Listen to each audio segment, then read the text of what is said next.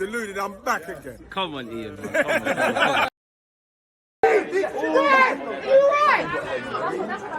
Come on. Against this right back, Charlie. Still on the court.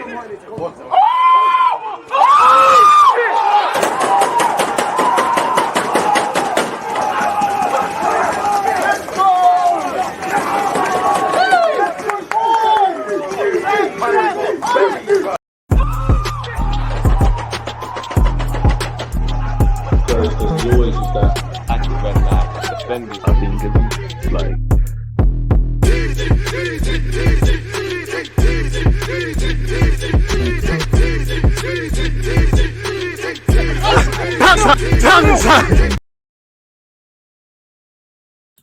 I was muted. Am I live? Of course I'm live. People deluded. I'm back again. Thank you very much for tuning back in each and every time.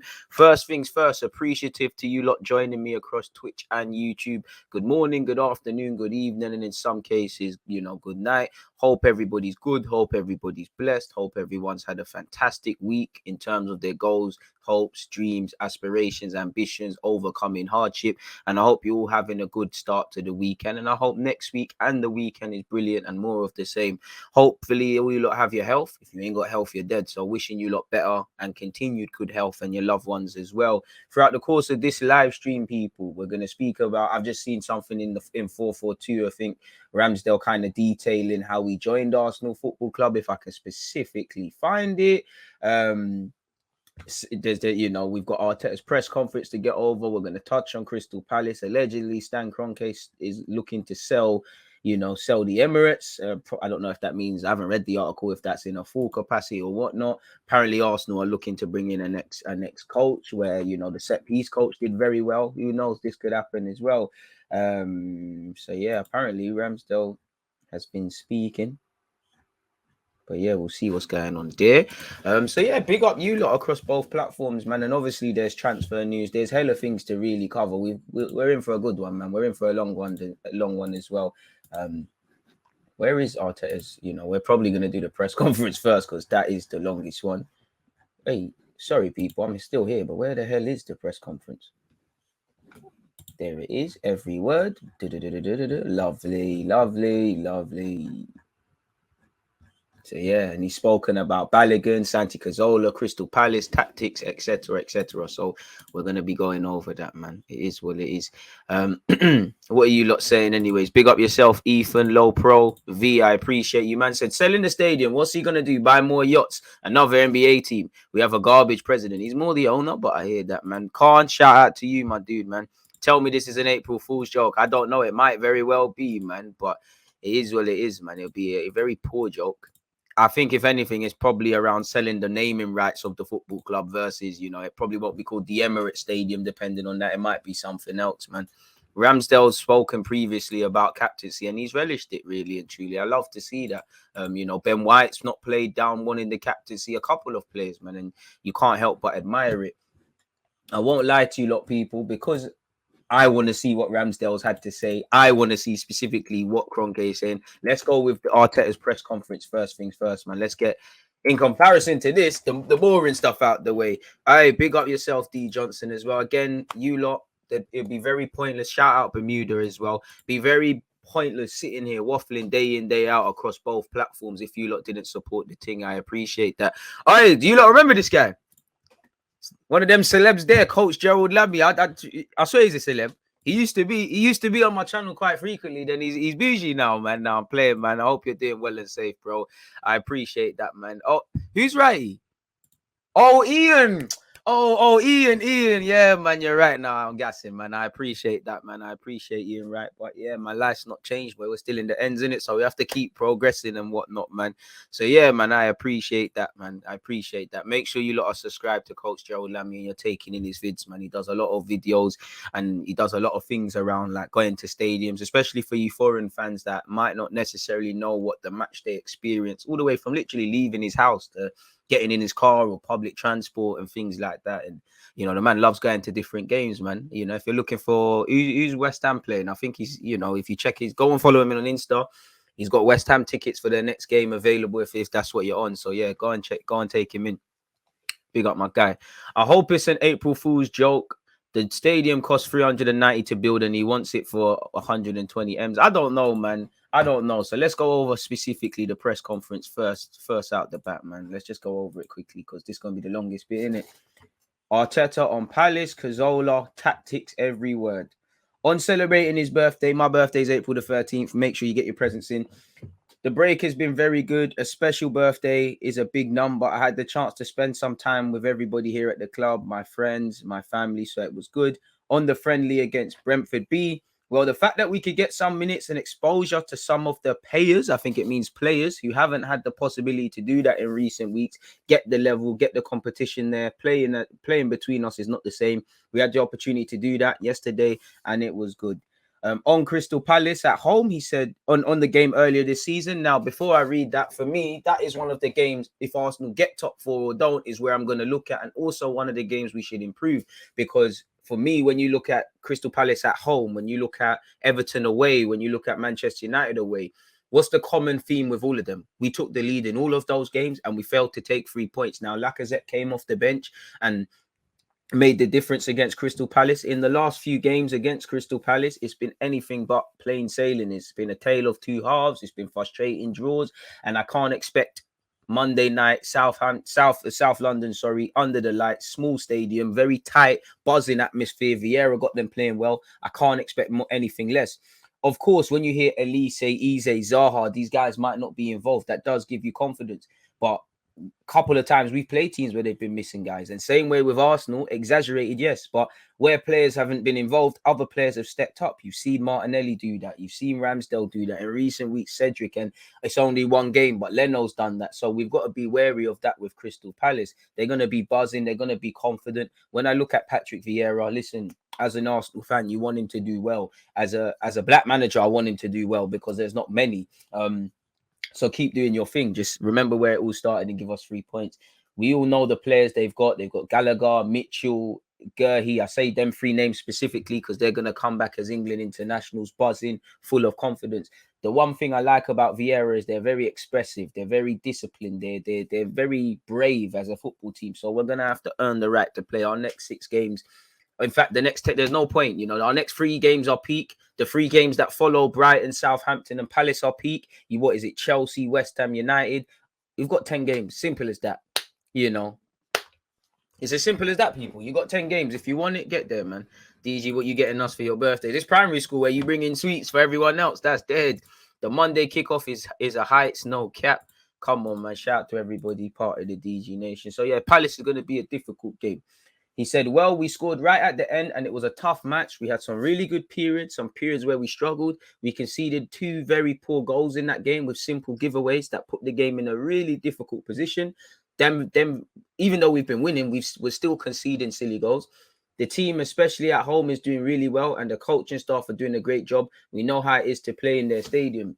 Obviously, big up Vieira for being inducted into the Hall of Fame. We know it's a massive achievement. We know what Patrick Vieira means in English football. You can't trust everything, but we just have to read the article. Meerkat, you're right, man.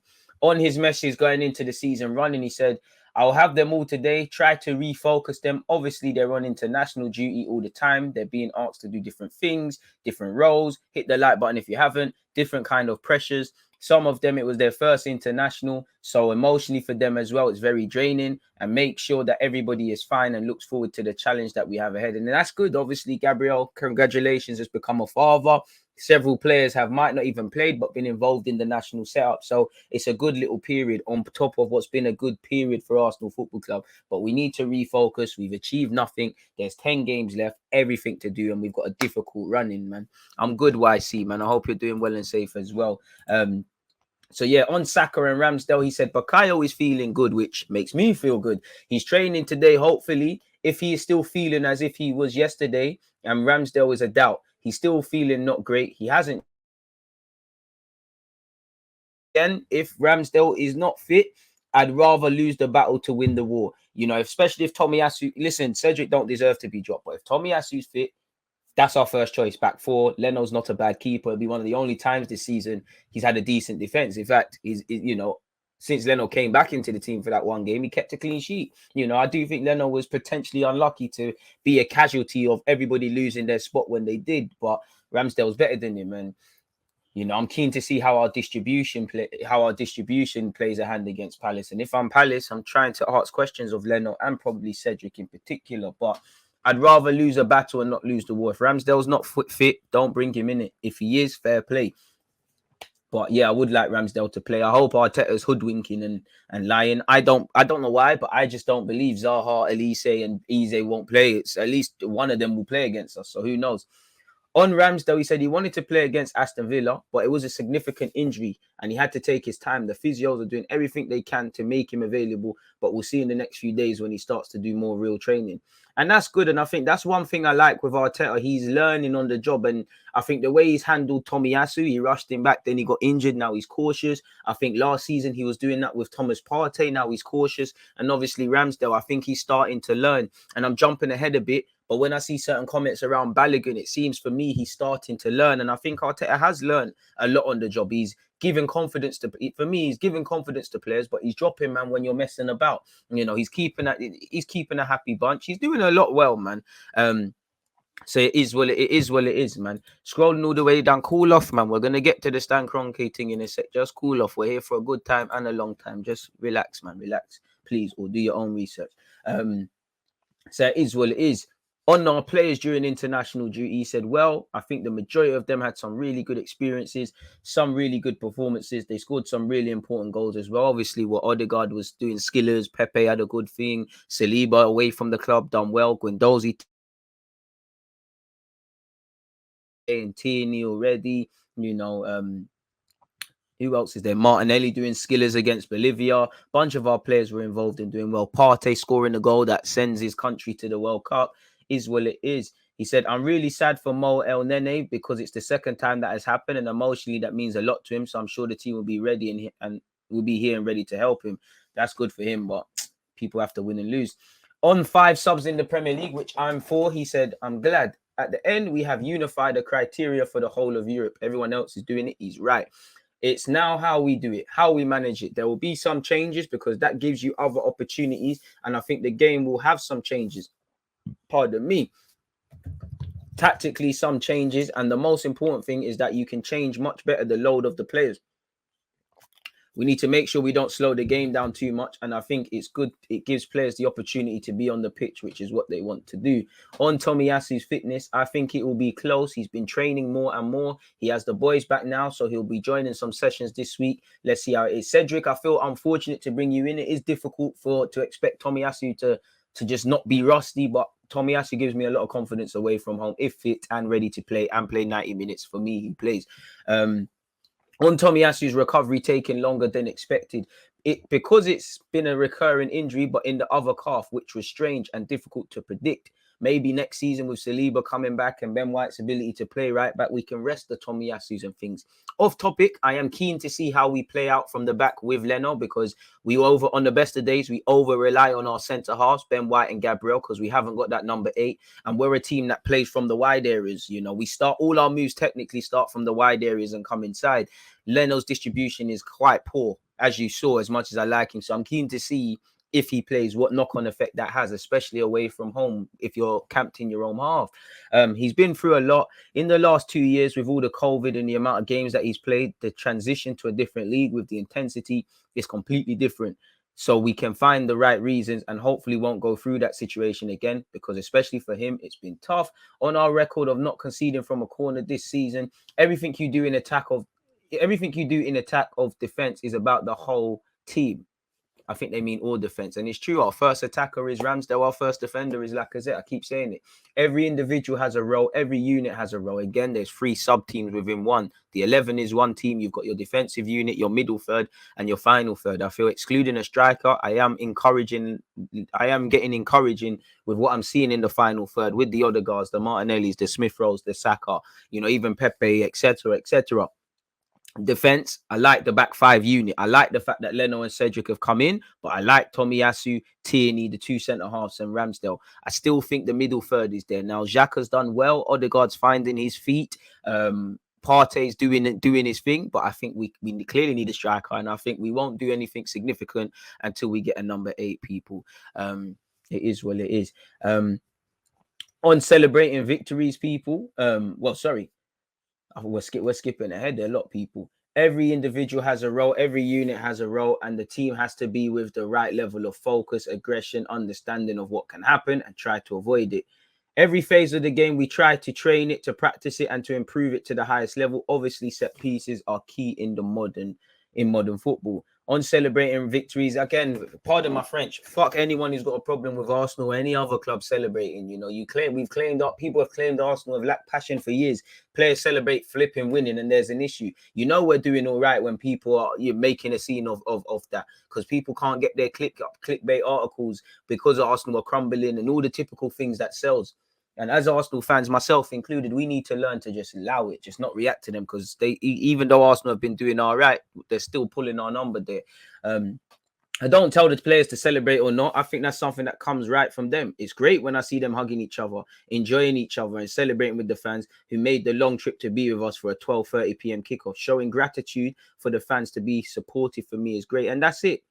You know, it's brazy. It's brazy. Football's getting mad. You can't boo players. You can't celebrate players. You can't be happy. You know, flipping now. Anyways, man, moving on. On football being about winning, absolutely. I think the best moments as a footballer is after winning a match and the atmosphere with your teammates. They have to celebrate, of course. Relation to Saka's new deal, well, we are extremely happy with Bukayo, the progression he's having and what he's bringing to the club, what he's bringing to the team. Obviously, we're never going to share any conversations related to private contracts, but we are really happy with him. On playing last this weekend, well, technically on Monday, we're going to focus on what we can do. That's the only thing we can control. Amen. Though through the TV we can suffer or enjoy, but there's not much we can do. What we have to do is win the matches that we need to achieve what we want. That's all in our hands. And obviously, same way for the other clubs. If you're an Arsenal fan, you're probably hoping Everton beat West Ham. You're definitely hoping Newcastle and Joe Willock / Joe Linton can do something against Spurs. You're hoping Leicester beat United, you know, but we can watch it. We can bet on that. We can hope on that. It's all irrelevant if you do not now go out there and beat Crystal Palace. When he would like to be playing Tottenham later in the season, I don't think we're going to have a choice. So whenever the Premier League decides to do that, it will be the right and only time that we're going to do that, which is true. On Balogun's development, I genuinely believe if he signed a new deal, he would have went out on loan already. I think Flo is doing what he needed to do. Exactly, being outside your comfort zone and developing that. When you look at his underlying metrics via WeScout and things, his pressing metrics, getting onto the ball, defensive metrics, Balogun's developing. He's out of his comfort zone. He wants to be a Michelin star chef. He's a trainee chef at this moment. So we can't be surprised if a man cuts his hand. He's doing what he needs to do. When you're watching the bigger games, to just look at Balogun's development against Spurs, Chelsea, and United, he's not ready. He's been out of his depth. Middlesbrough looked better when you came off against United. You know, you had the little skillers against Spurs. You didn't really have long to influence it. There's levels, man, have to develop. I don't like this whole bigging up these players 23s level and then writing them off when they struggle, when they get to the senior game. I think people really underestimate how hard it is to take to the professional game. Not everyone's going to do the Saka, the Phil Foden and all of these sort of things. And I actually think, depending on what happens, he should probably just stay out on loan, people. I think Flo is you're right, man. They're getting a lot better. They're getting a lot better. And if he signed a new deal, he would have kept it moving, man. Really and truly. Fuck is this guy saying?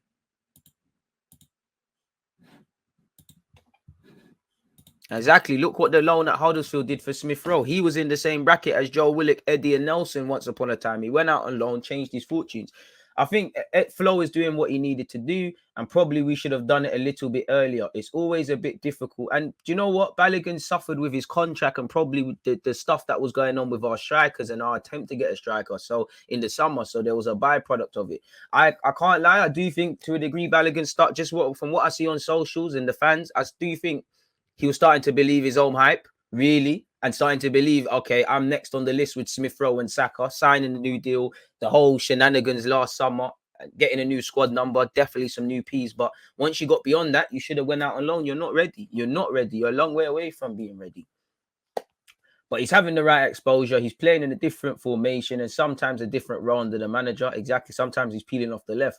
And a club with a huge history, you can see how much he's developing. So this is giving us information. This is going to give us more detail about what is the next best move for him to keep developing, because he has developed and we want him to be part of our future. Exactly. He said the step was too big from what he was doing to the Premier League. And you could see that it's not fair on him to, I don't know, brother, this is just poor spelling, to assess just in certain moments whether he can do it or not. So he needed a pathway. He needs that exposure. And for Arsenal, we need to adapt and being a bit more proactive. It does feel like our players just kind of stagnate for a while. We need to be a bit proactive with their development.